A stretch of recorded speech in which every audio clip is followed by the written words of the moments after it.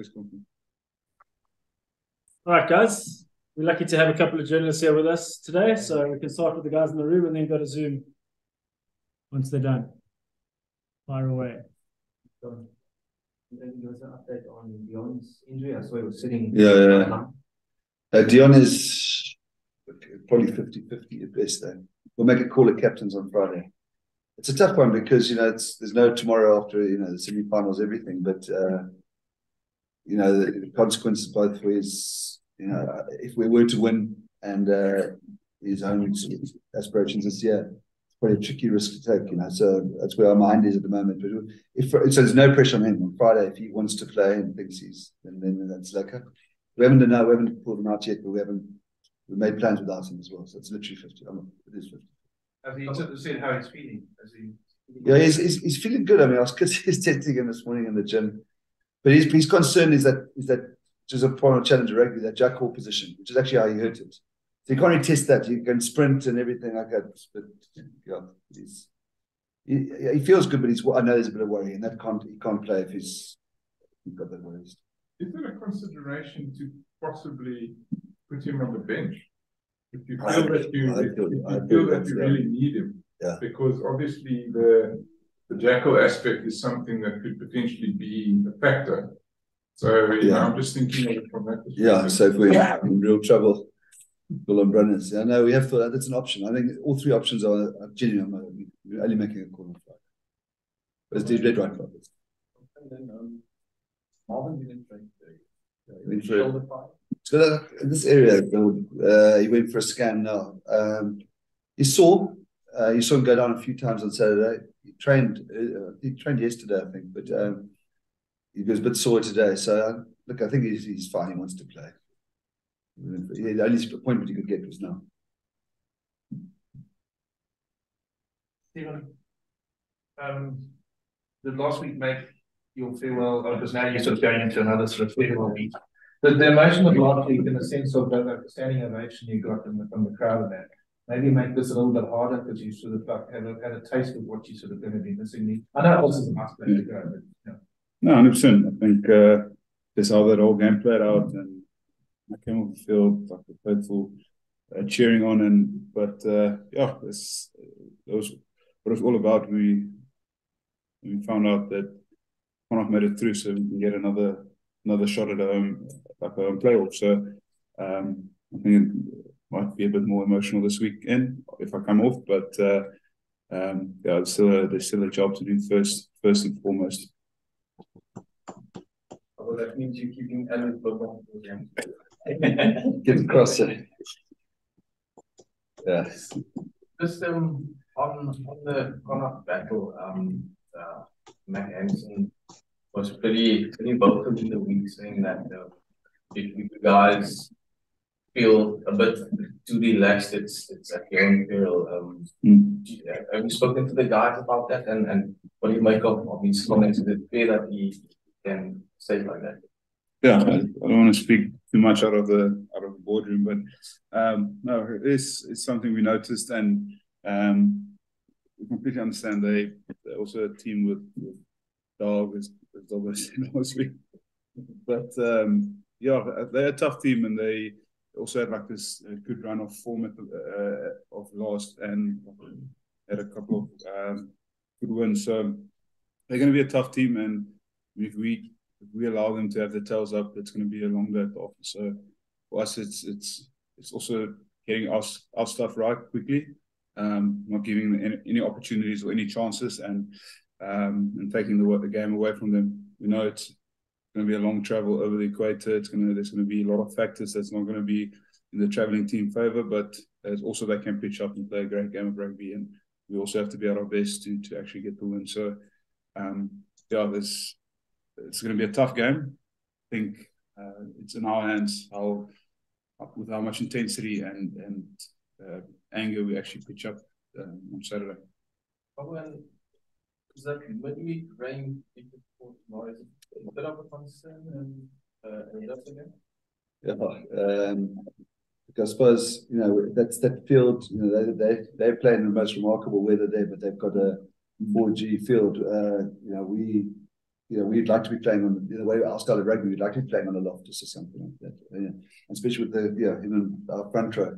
There's also a massive southeast, and I'm actually not sure. I've never played it out. I'm not sure at the side. Northwestern tunnels through from the sort of River Water Club side. I'm not sure what the southeaster will do, but that field's not really equipped to take rain, and then 2 captains. So it's going to be a challenger. Yeah. The one thing in our favour is we used to, I suppose, like there are the conditions in Galway. Maybe playing with some money balls on. Thanks, Jay. Is the field, do you think, responsible for Dion's hammy? Yeah, it can happen. But it was quite radical on Saturday. Not the Dion thing, but you watch the Maul defence both ways. You just see the foot. Yeah. So if it ever gets weight on you, it's a bit like a 4G. In ironic, if you get dominant, it's hard to get yourself back in the fight. Same in a 4G. It's different reasons, But you watch you carry hard, it's hard to get back into the battle. I'm curious your preparations this week to last season when you played Ulster in the series. That was sort of more 50-50 game this week. I think you could say you guys were probably expected to win. Are you approaching it in a similar way to last season, or are you doing something different this time around? No, we pretty fired up. I think we're not. We saw that Ulster game. I think that was the Connacht win against Ulster, and I think we learned a lot from that game. We also saw their intensity. We saw their physicality. We didn't have the same picture last year in the quarterfinals. When we played Edinburgh or whatever it was. So we saw that. It's Ulster known for their physicality. It was a game that we've been. Look, I mean, we can argue a hard thing, but we got to get out of jail last week. With that result in ours to play here.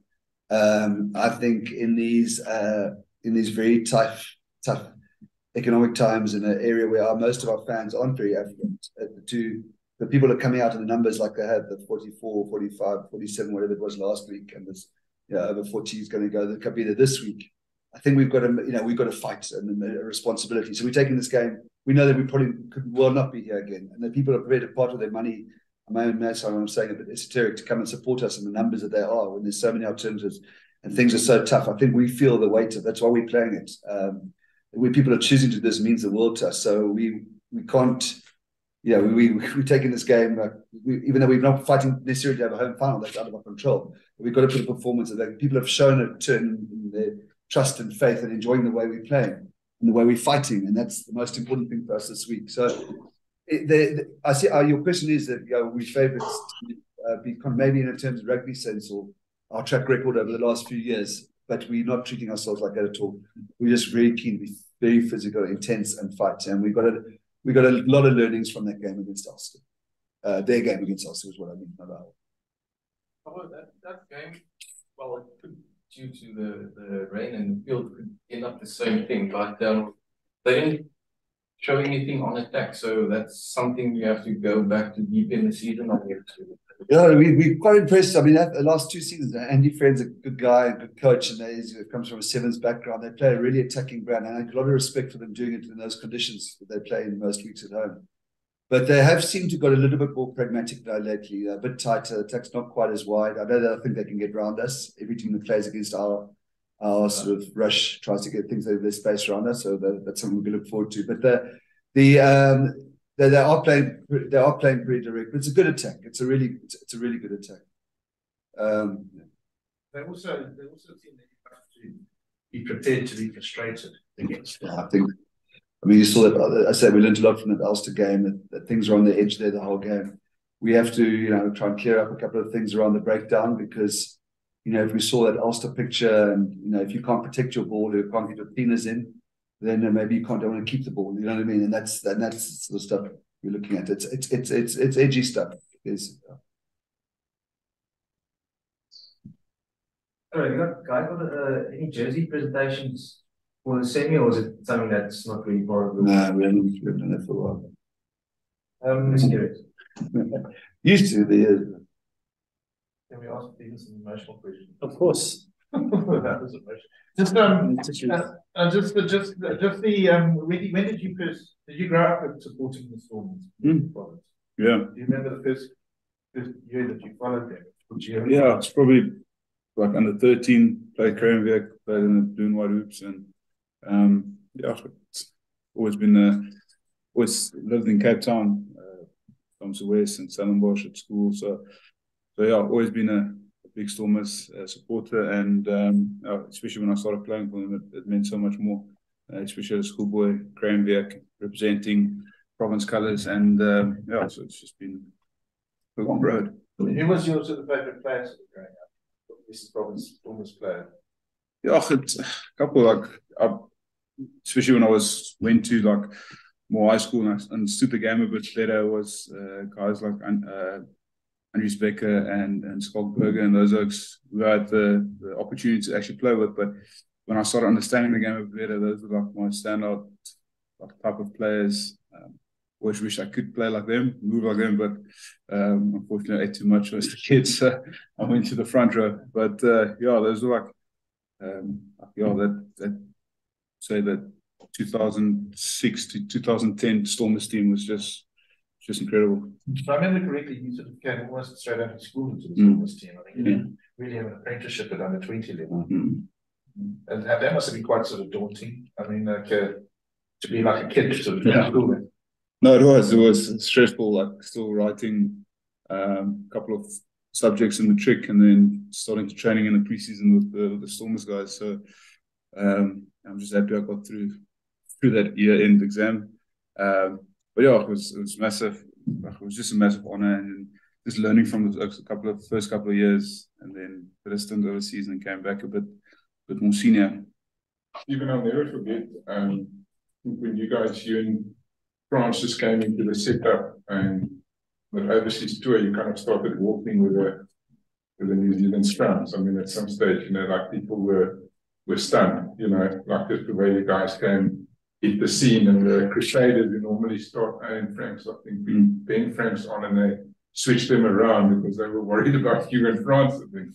So, I mean, those days, was it a long time ago, or like just the other day? No, I could actually, like, time flies so quickly. Like, feels like the other day I actually put on a Stormers jersey for the first time. So, yeah, I remember that tour like yesterday, that first tour of the Stormers. And, but yeah, as I said earlier, it's been an incredible journey. And I wouldn't change it for anything in the world, to be honest. You've been away before. You don't get. It's on the record, yeah. Because I only 31. Because you've been around so long. Yeah. I mean, you're only 31 and props. I think Ollie was only at Ulster, or I think Ollie was playing at Ulster, or one of those places from almost 40. I mean, you could still come back to far. No, 100%. Always trying to keep the door open. And as long as Dobbo wants me, I always come back to the Stormers. The Cape Town is home for me, so I just had a opportunity to go play overseas again, and spoken to Dobbo ever since, and always keen to have me back. So go for a stint, and then the lines of communication open. So we might still have another farewell. Yeah, so we're not getting too emotional today. Yeah. Okay, Ulster is a place, because I mentioned Ollie. Might not have been Ollie. I mean, I did a book a few years ago where I spoke to lots of ex-players, and guys spoke a lot, very highly of their times in places like Ireland, and Ulster was a place where Rowan Pino, actually, for example, loved it there. He still, I think, wants to live there. Marcel's got a house in Ulster still, as you probably know. Is that like? Was that? I mean, are you pleased that it's Ulster that you're going to? I mean, it was like because they do have a good culture. I mean, I know there've been whispers that they're not that happy in the last couple of weeks and that, but I mean, generally, Ulster seems to have a good culture and a good vibe. No, of course. And before I made a decision, speaking to guys like Michelle Kutsia and Rowan and them, and Dwayne, who was at the stage, all very happy, and they've got a nice team culture and stuff. So, it was financially, it made sense, and it was a good opportunity, and yeah, I just felt like I had to actually take it, and always keen to come back. So Stormers will always be my home. And when you play in France now, you play in Ireland. It's good. Yeah, also a bit of experience. Dobbo, do you kind of, in the motivation of the team, when you have this kind of scenario, do you reach for an emotional motivation or anything like that, or is that not a way of motivating? No, I don't think it's a way of motivating. It's not something that we've even talked about last week. I think it's inherent, the affection, the respect for Kitsy. The players know it. You know what I mean? It's not something I'd feel a bit like a trick. Second, I'm not sure, that's the right motivation for the team. But thirdly, it's inherent. We had after the Benetton game, we had a little farewell for Steve, and I could just feel that the guys knew it. You know what I mean? And it will be in their minds. I don't need to do any more on Saturday. Even in this week, how did you keep the emotions in check, or is this not? Do you see it as not the end? Like, for example, like this season. I mean, there could be a twist in the tail still. How do you feel about this week? It's going to sound weird, but like my mind can separate the two. So I understand rugby comes first, and then getting through the game, it might be a bit emotional after the game, but it's getting through 80 minutes and actually making sure that we play well, and then hopefully get a chance at the cup again. So for me, there won't be any emotion until after the final, or if something happens earlier. But it's all about playing good rugby, and then emotion will come later. I was going to actually ask that. Sorry, I was going to ask that point. So, because I mean, everybody's talking about this being your farewell, but it's your farewell to Cape Town Stadium. It's not, well, hopefully it's not going to be your farewell to the Stormers just yet. So, I mean, is that motivation to carry it on for another 2 weeks, another fortnight? There were a lot of things that went right last season, kind of went wrong this season in terms of luck. You kind of just felt in many crucial times you were unlucky, injuries, etc. So yet here you are, home semi-final. I mean, how do you feel about that? Yeah, are the stars aligning now, and the growth in the team in terms of having come, not even the loose trio, for example, you didn't have this great loose trio that you had last year at your disposal all the time. Yeah, so I think, obviously the shining bit of turning, as you said, lining was the Ulster Connacht result. We weren't scared of going to Belfast at all, but just much nicer for the reasons I said earlier. Yeah, it's been a tough, but that's what makes me so happy with our growth and where we are this season. No matter what happens on Saturdays, we played. If you'd said to us last year, you're going to play a lot of the season without Evan Roos or Dion Ferrier, I'd say we've got no chance. Look, the Dion argument had some legs over the last few weeks because Nama was also injured. I promise you, if Nama had been fit, he wouldn't had half the discussions we had about his outstanding six. But what's made me really happy is that we're not even stressing. You asked about Marvin or Dion this week. I'm actually not. We sit here reasonably relaxed. We'd love them to play.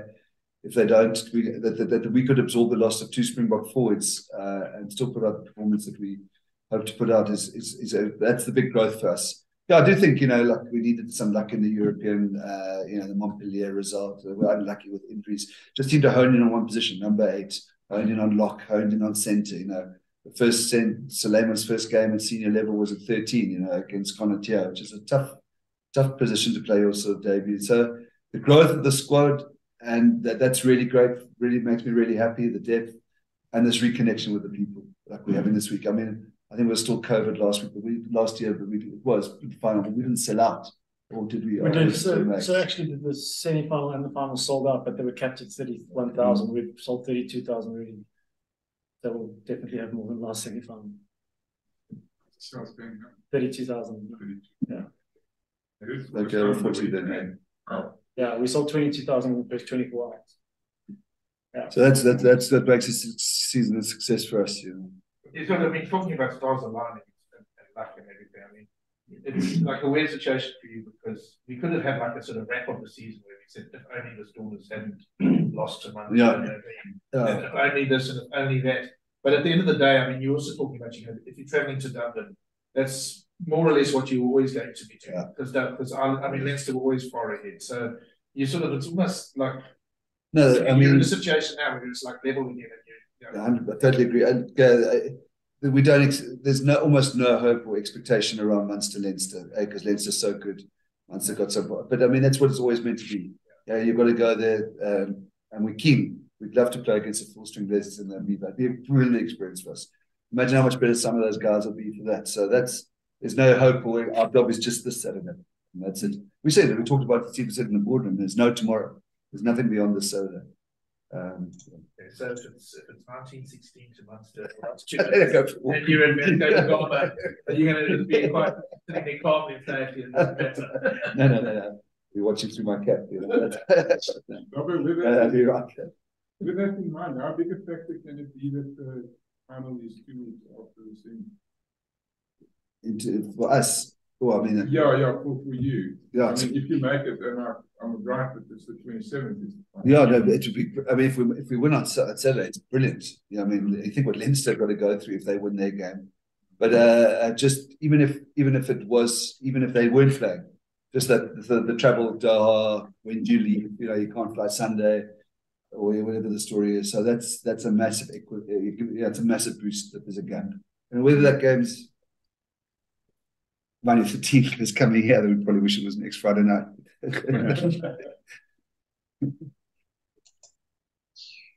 Well, guys, happy with that. Was it Let's get to some emotional questions. Yeah, I mean, I'm going to go through his whole career. Yeah. Sort of write a little bit. But let's go to those people first. Is there anyone on Zoom with a question, guys? Through, put up your hand. Warren. Yes, Warren. Hi, John. I saw this morning the SA Rugby Academy squad said Suleiman Atzenberg is out of the under-20 championship.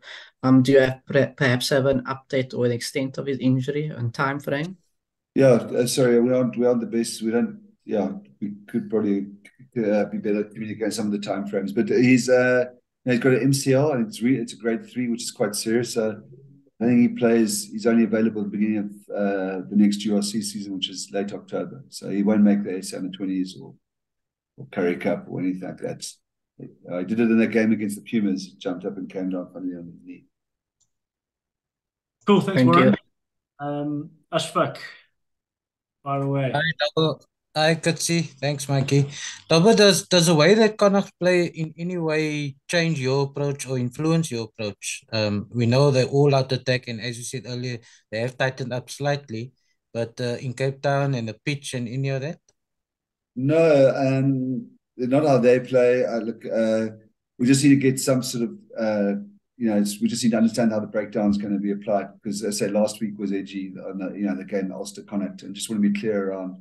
We're going to have to adapt to how that's refereed. If we can if we can get to our own ball or not, and that's something Steve's going to have to adapt on the field, which at the referee in the game, when we get hold of Tupper. But no, we like our game model, and so there's not. We have to be aware of the physicality they brought. I think they kick the most in the tournament. That's also they become a bit more pragmatic, but. And so the attack is good, but we're not sort of changing our game model. Our game model. I think it's right for the playoffs. It's who we are. It obviously is quite different to what the Bulls presented last week, just in that respect. And if I correct me if I'm wrong, will there be a bit of weather around as well? Yeah, because there's a big wind. I don't think the field there's some rain, but there's no rain on the day. It's southeaster. It looks like quite a strong southeaster. So I just want to double check whether I think that's going to happen. I mean, they obviously play in a very strong direction their wind is every week. But some of the things are going to the principles, the way that the gain line, the way they run off 9, similar to the Bulls in a way. But just the sheer physicality of what they did last week makes it a bit more similar to the Bulls. I agree with you. The style of play is different, but those basic elements of us, territory and that physicality remain the same. Bulls correspondent had to bring. Yeah. I'm surprised you're on the call. Thanks, right. guys. Thanks, Rocky. All right, we'll see you on Saturday, Ashfaq. Can't wait. Kate is next. Here's Kate. Yeah. How's it, guys? Sorry, man. Dobber, I think I asked this to Davi and Danny this week on Monday, actually, but I think I should have waited for this press conference since you're the one who brought this up. You mentioned last week that the game against the Bulls, was almost a season defining for you, like you had lost it in the quarterfinals, almost like a punch in the gut, so to speak, falling short in one of your 2 objectives for the season. So what value do you place on this Connacht game in relation to those objectives for 2020? Yeah, I think there's less sense of dread and fear than, as I said, going out in the quarterfinals worse, against our arch rivals would have been tougher. That we get to host this game, and the feeling, just the general feeling, is one of less of fear and more of opportunity. Perhaps last week was really a dreadful, not one word, week. We just saw I wasn't a great, I just saw the downside the whole time. Kitsy did a great job in keeping us thing. But this week is I've just seen an opportunity that we playing for these people that are going to be there, the 40,000, and play a chance to get to the Aviva to play against Leinster and show that we belong at the really, really top of world club rugby. We didn't perhaps get that right in the European Cup in our debut. So no, this week's just to see opportunity, but we're going to fight. Make no mistake. And I think you touched on it just briefly, but the fact that you are almost expected to win this match, how does that change your mindset going into it? Yeah, look, we haven't got that sense. Go and beat Ulster in the Kingspan as I said earlier, that performance, we learned a lot from it. Their results. I think they went 6 out of the last 7. They came very close to beating Glasgow at Scotstoun, which nobody really does. That was the only game they lost. The coach team, their well-coached team, physical. So no, I'm not sure what the odds are, but to us this is a 50-50 game on. Thanks, Trevor. Nice one, Kate, and we'll end with William from Galway. Go for it, William. Hi, John. How are you? How's things? Well, William, why aren't you here? We thought you'd be here. Well, yeah, the old bean counters took a lot of interest in my trip in September, so I've been confined to base this time. The publicans of Stellenbosch, they're disappointed. Yeah, I'd say they are. Yeah. We give it a good rattle down there in the restaurants and stuff. We had a lovely time. I'm just wondering, are you under real pressure in this game that Connacht aren't? The Connacht are on a sort of a bit of a free run here. They're not expected to win this game. Mind you, they weren't expected to win last week in Belfast either. Does that increase the pressure on Stormers? I'll answer. Yeah, I think so. For us, it's getting through. We saw Connacht beat Ulster last weekend. Then we almost knew if we beat the Bulls, we get a home semi-final. So it does build a bit of pressure on us. It almost, because I reckon the public expects us to win. But as Dob also said earlier, watching that game or rewatching and reviewing the Connacht game, we actually learned a lot. We learned their physical side. They're threatening at the breakdown. They've got a good scrum and good pack of forwards that operate well. So there's a lot more threats after we actually watched the game on Monday and learning about them to try and understand their soul and the way they play.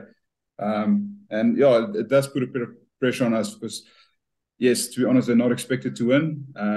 All the pressure's on our side, but also we did our homework, we did the due diligence, and for us, it's going into this game 100% prepared and trying to get the victory.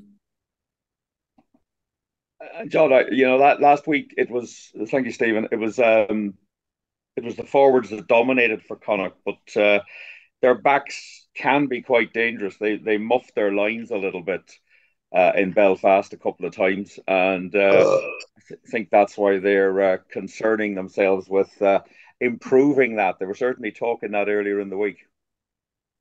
Yeah, listen, I mean, William, as you well know, that as I said at the start of this thing, that the rugby that they play at the sports ground, their style of their attack and their width is it's remarkable. It's credit to Andy and his coaching team. And you're right, they didn't see that last week, and we're very well aware that they'll try and find the space outside us. Get around us with their style of rugby.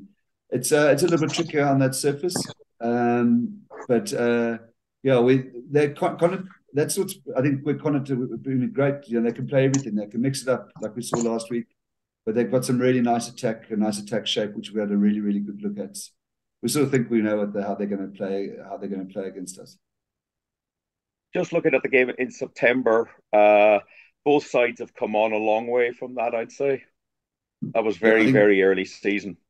Yeah, look, I think that game, obviously it was a red card in that game, and I think we evolved. We were without all our Springboks. I think they got the red card, so I think they've changed a little bit in style, and I think we've grown a little bit. So I would agree with that. And I think I get on very well with Willie Rouhani, the CEO, is a good guy, and they were staring down the barrel. A tough tour to South Africa. Remember, I think it was played 3 or 4, lost 4. And the way they've come back and grown is impressive. But this is going to be an occasion for them. In front of 40,000 people at the Cape Town Stadium against a fully loaded Stormers side. So it'll be a good test and experience for them. Yeah, we're looking forward to it. We'll have radio commentary off television. My final question is: everybody's talking about this wind in Cape Town. Now, wind doesn't really bother us in Galway. So is this a proper wind by Galway standards, or is this just going to be a light breeze?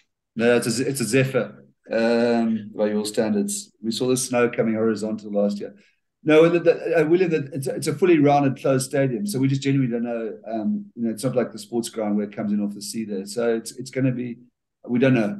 We actually want to do some research. As I said, the southeast is not something that normally gets through into the stadium. So maybe it will just swirl a bit. I can't see it being a one-directional big strong wind. With the wind, with the stadium closed like it is. All right, we're looking forward to it. Thanks for your time, William. And we'll talk after the game. Thanks, Stephen. Good luck to both of you. Thank you. Thank you. Nice one, William. Thanks. We'll catch you then. Thanks, everyone. Yeah, sure. I know where it's going. Just Stephen, I was going to ask you earlier when your sort of favourite time was, because you've seen a lot at the Stormers, and then it sort of became a stupid question, because obviously winning the thing last year, that's the biggest thing. But like the players when they end their careers often sort of say, and Thomas did it with the Sharks a couple of weeks ago before the game against Munster. He said he wants to go all out to leave the jersey in a better place than when he found it. And you certainly, 2011, we did quite well in Super Rugby in those days, but still, it's you must feel that you're leaving the Stormers in a very good space at the moment. Just had the growth in the last few years. Obviously the last 2 years must have been your best time.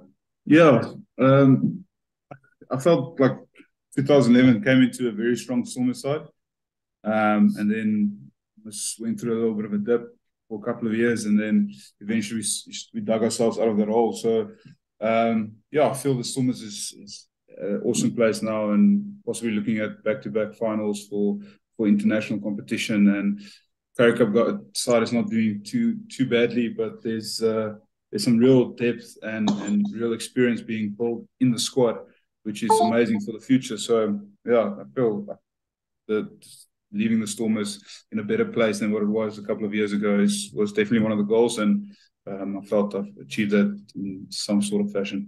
They're going to be a tough team to play again. Yes. 100%. Do a team lunch. Yeah, cool. Thanks, guys. Thank you.